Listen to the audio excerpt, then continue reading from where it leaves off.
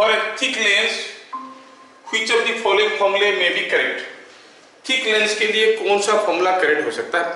Thick lens आपकी syllabus में नहीं है, वो ग्रेजुएशन में आएगा। थिक लेंस कंसेप्चुअली बहुत ज़्यादा टफ नहीं है, थोड़ा रे डायग्राम पे एक्सपर्टाइज होने से हो जाएगा। तो फिर आपको क्यों पूछा यहाँ पर? ये इसलिए नहीं पूछा है कि आपको थिक लेंस की फॉर्मूला मालूम होना चाहिए, इसलिए पूछा है कि आप रीजनिंग, आपका लॉजिकल स्ट्रेंथ कितना है। पहले हमें यहाँ पर नेगेशन के थ्रू से देखना है कि इनमें से कौन सा फॉर्मूला थिक लेंस के लिए नहीं होगा, फिर कौन सा हो सकता है। यस वॉइस का, अच्छा ठीक है, ठीक है, मैं सेट कर देता हूँ वॉइस।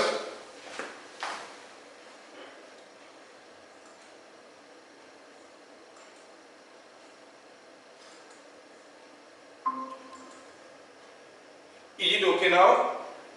क्या मेरी आवाज?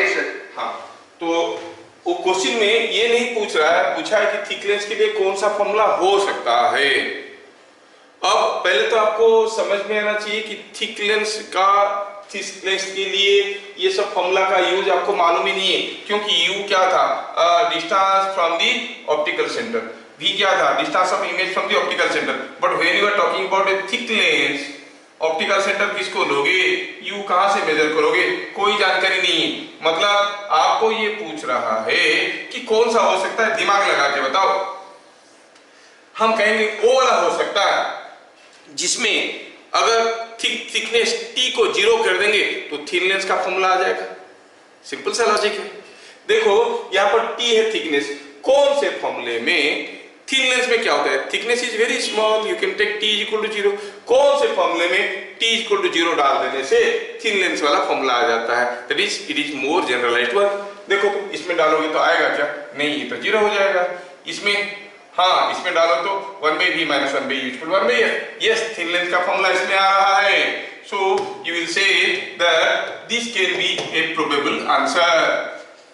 ये नहीं हो सकता, देखो ये भी नहीं हो सकता।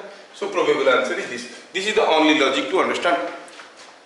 समझ में आया? अब ये मत पूछना कि सर ये फॉर्मूला कैसे हुआ, बताइए कैसे हुआ। नहीं, बाय नेगेशन ये सबको कैंसिल किए, टी इक्वल टू 0 डालने से ये थिन लेंस का फॉर्मूला दे रहा है, तो ये हो सकता है।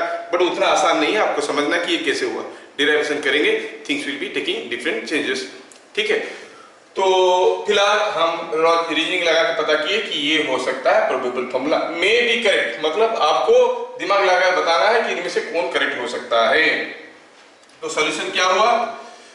Putting t is equal to 0, we mark in the expression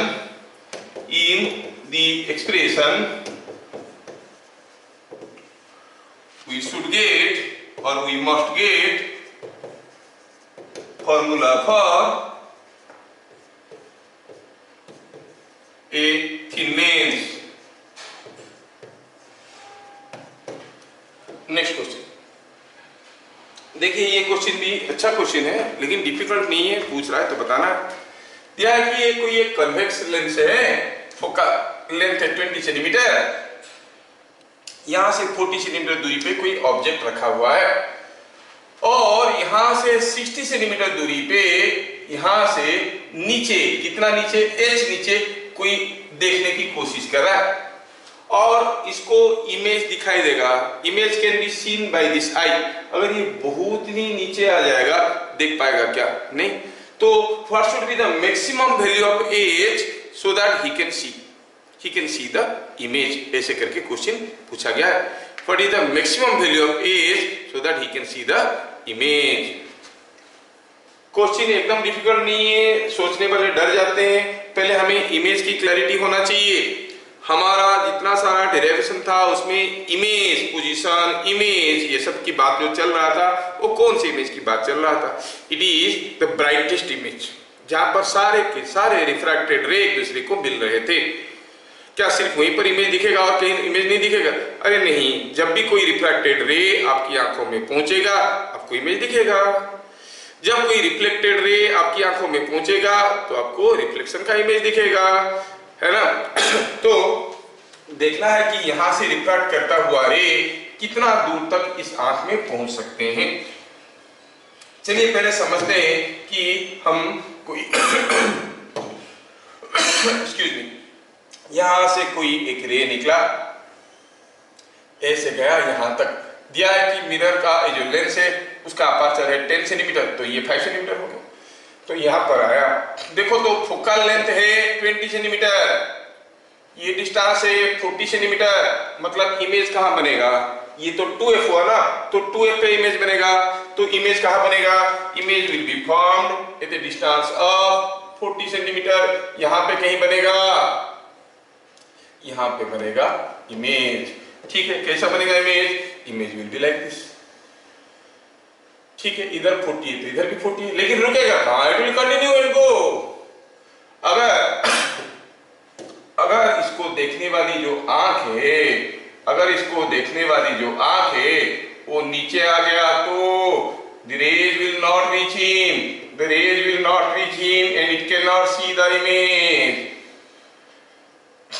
तो आंख का मैक्सिमम डिस्टेंस यहां से क्या हो सकता है, आंख का मैक्सिमम डिस्टेंस यहां से इतना हो सकता है, उससे ज्यादा डिस्टेंस होगा तो रे पहुंच नहीं पाएगा, क्योंकि बाकी सारा रे जो आएंगे वो भी तो ऐसे ही आएंगे, इस पॉइंट से होते हुए जाएंगे लेकिन इधर से निकल जाएंगे।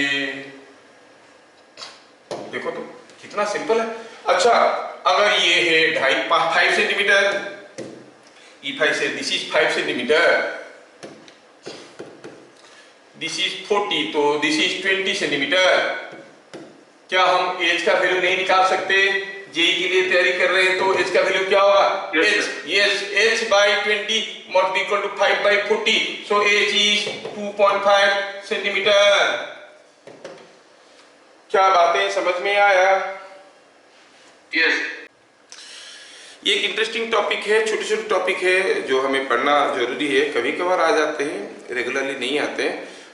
ये है कि थिक मिरर्स, मतलब मिरर जो हम लोग यूज करते हैं to see the image through reflection, वो जनरली थिन प्लेट के होते हैं, थिक मिरर्स, और you can call it a silvered glass slab, ऐसे कह सकते हो। इमेज फॉर्मेशन in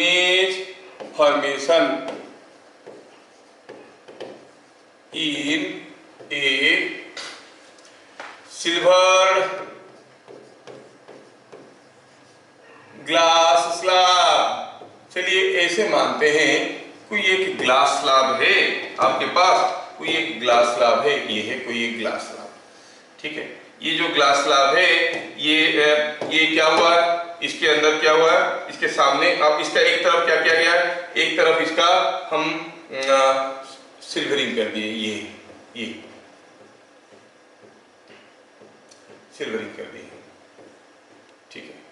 सपोज हम कहेंगे ये स्लैब का थिकनेस दिया हुआ है, कितना दिया हुआ है, से ये दिया हुआ है डी, ये दिया है, थिकनेस दिया है टी, सपोज टी दिया है, और मान लो कि यहां से कुछ डी डिस्टेंस में कोई एक ऑब्जेक्ट रखा है, एक लड़का खड़ा है, अब इसका एक इमेज बनेगा इसमें। अगर हम इसको पूछेंगे कि बताओ इमेज तुमसे कितना दूर पे है, तो क्या आंसर देगा। बड़ी इंटरेस्टिंग चीज है, थोड़ा ध्यान से देखना। Distance of the image as seen by the object, okay. तो हमारा टॉपिक क्या है, to find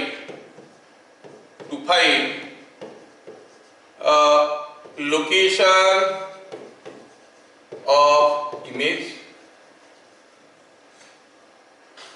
and distance of image as seen by object। ये चीज बड़ी इंपॉर्टेंट है, आप लोग इसको ध्यान से पकड़ने की कोशिश करना, मैं भी समझाने की पूरी कोशिश कर रहा हूं। पहला चीज तो हमें मालूम है कि distance of object is equal to distance of image in a plane mirror. This is a plane mirror only. The surfaces are flat. Yes, the statement is correct. Distance of object is equal to distance of image. Remember हम लोग जब कोई sign convention use कर रहे थे उसमें क्या बोल रहे थे, all distances are measured from the mirror. ये बहुत ही इंपॉर्टेंट पॉइंट है। Distance of the mirror from the object and distance of the object from the mirror are two different things. Sir क्या बोल रहे हैं सर, मिरर से object का डिस्टेंस, ऑब्जेक्ट का मिरर का डिस्टेंस अलग अलग है? हाँ अलग अलग है। जब मछली पानी के अंदर डूब रहा के तैर रहा है, चिड़िया आसमान में उड़ रही है, मछली को चिड़िया का जो डिस्टेंस दिख रहा है, चिड़िया को मछली का वो डिस्टेंस नहीं दिख रहा है। तो ध्यान रहे, distance of object from mirror is equal to distance of image from mirror. This is the correct statement. अब मतलब हम कहेंगे कि कोई चींटी अगर मिरर पे बैठा है, उसको ये डिस्टेंस, ऑब्जेक्ट का डिस्टेंस जितना दिखेगा, इमेज का डिस्टेंस उतना ही दिखेगा। तो चलो हम इस पॉइंट को नाम देते हैं P। सो क्लू क्या हो गया? पहला पॉइंट हुआ डिस्टेंस ऑफ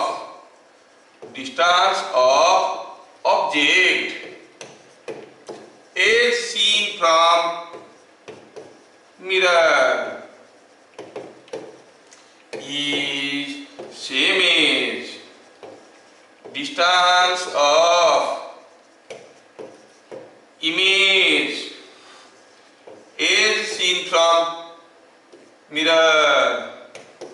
हाँ ये चीज बराबर है, ठीक है, समझ में तो आया।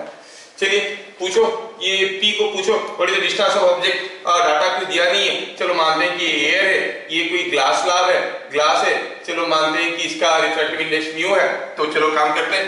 तो U distance of object from mirror कितना होगा भाई? फॉर्मूला है, क्या कहता है, यहाँ पर दो लेयर है, आपको एक ग्लास लेयर है, एक एयर लेयर है। तो distance is nothing but the apparent distance. क्या फॉर्मूला होता था? इट वाज ऑब्जर्वर मीडियम का mu into d1 by mu1, d2 by mu2, d3 by mu3। Multiple slab के लिए बताया था ना, तो हम कहेंगे t by mu plus d by 1, क्योंकि एयर है। Mu of the observer medium क्या है? कौन देख रहा है? मिरर देख रहा है। कहां से देख रहा है? अंदर से देख रहा है। म्यू कितना लेंगे? It is mu of the observer medium is mu. Simplify करिए तो कितना आ गया? ये म्यू अंदर गया, म्यू कैंसिल हो गए, it is t plus d into mu। This is the distance of the object is from the point P। P को पूछेंगे, बताओ ये जो ऑब्जेक्ट है कितना दूर पे है? बोलेगा t प्लस म्यू d। कौन सा मीडियम में? Observer always feels that the object in his medium. ये सब स्टेटमेंट में रिफ्रैक्शन पढ़ाते वक्त इंपोर्टेंस दिया था। The observer always feels that the object is always in his medium. So he will say that this object is in medium mu at a distance t plus mu d. Winning. Class. So what we observe here, t plus d mu is the distance of the object in medium mu. Distance of image from P means mirror. P is nothing but a point on the mirror. Is कितना? जितना वहां पे हुआ था, t plus mu d is t plus mu d in medium of refractive index mu। बस ये चीज समझ में आना चाहिए। Observer always feels that the object is in his medium। देखो मुझे मालूम नहीं है क्यों ये सब चीजों के ऊपर बहुत ज्यादा एम्फासिस नहीं दिया गया। It is not written in any of your available books. Object का डिस्टेंस क्या दिखेगा, लेकिन कौन सा मीडियम में दिखेगा वो चीज के ऊपर इंपोर्टेंस नहीं दिया गया। मैं आपको क्लासेस में बताया था, you can see the classes refractions through glass slabs, उसमें पढ़ाया था। ये इसका मतलब ये हुआ कि आपका जो यहाँ पर अरेंजमेंट था, ये जो अरेंजमेंट था, ठीक है, सॉरी, ये जो अरेंजमेंट आपका था, थोड़ा मैं इसको कॉपी करके ले लेता हूं।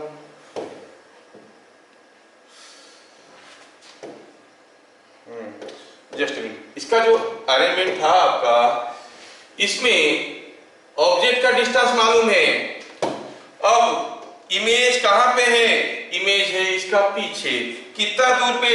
आप कहोगे इमेज तो यहां से कितने दूर पे है? इतना दूर पे है। ये तो था t प्लस डी, लेकिन वो है t plus mu D, t plus mu D. और कौन से मीडियम में? म्यू वाले मीडियम में। सोचो कि अब ये मीडियम भी एक्सटेंड हो गया है। P को पता नहीं चल रहा है कि ऑब्जेक्ट दूसरा मीडियम में, वो बोल रहा है कि वो यहाँ पे है, ओ यहाँ पे।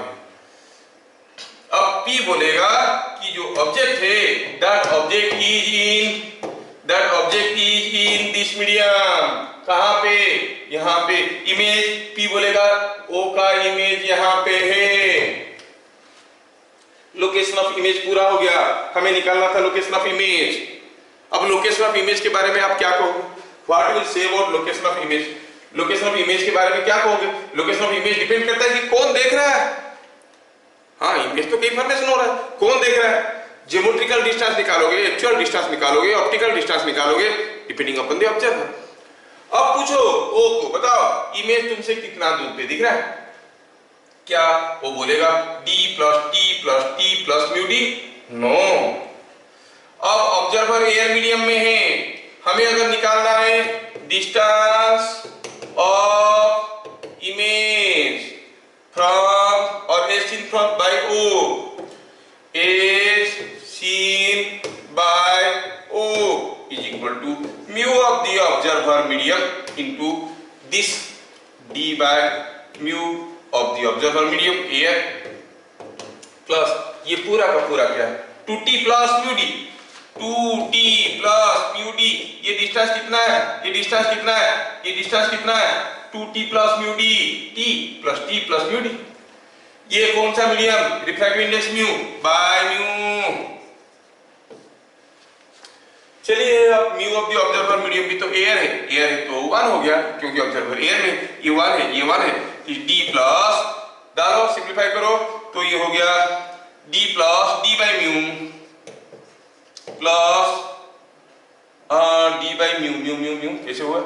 2t plus d by mu, नहीं म्यू कैंसिल हो गया, sorry 2t by mu, it is coming 2t by mu. Mu air का वैल्यू 1 हो गया, तो यहाँ पर d बच गया, 2t by mu, mu cancel हो गया, d।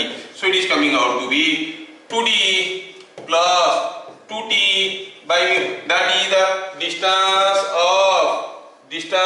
of the image as seen by the observer or the object। Object को क्या दिख रहा है? डिस्टेंस इमेज का 2d plus 2t by mu। तो बस आपको ये समझ में आना चाहिए कि जब भी ऐसा कोई क्वेश्चन आया, आपके साथ, just a minute,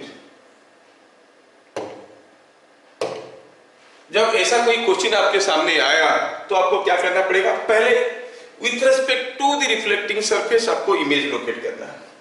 first to locate the image with respect to the reflecting surface. फिर आपको पता चल जाएगा वो कौन सा मीडियम में। मीडियम पता चल गया तो फिर कौन देख रहा है उसके ऊपर डिपेंड करता है। Now you can go for that मछली एंड इमेज ऑफ द मछली, चिड़िया एंड इमेज ऑफ द चिड़िया वाला न्यूमेरिकल। ठीक है, Remember, the observer always feels that the object is in his medium। क्या ये थ्योरी आपको सबको समझ में आया? Yes,